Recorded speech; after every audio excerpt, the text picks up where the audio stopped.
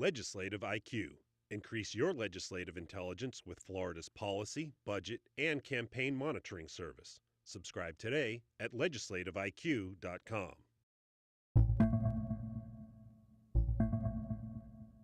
In the age of social media, violent threats made online have become all too common.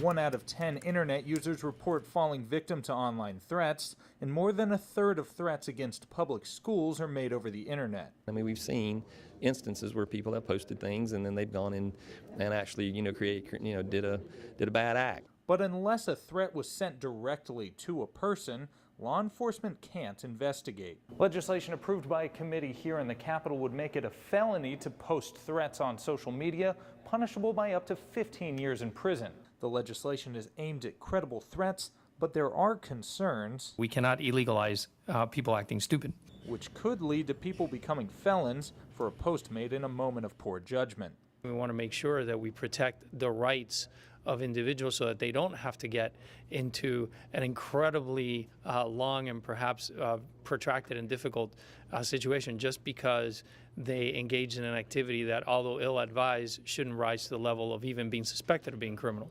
Law enforcement says threats will be investigated, and it's up to investigators to determine if charges are appropriate. We're going to look at all the factors, who it was, what kind of history has there been, what kind of a threat was there made, what's the ability of that person to carry those threats out. Even if a person is charged, prosecutors will have the final say if a felony conviction is the appropriate punishment for the specific crime.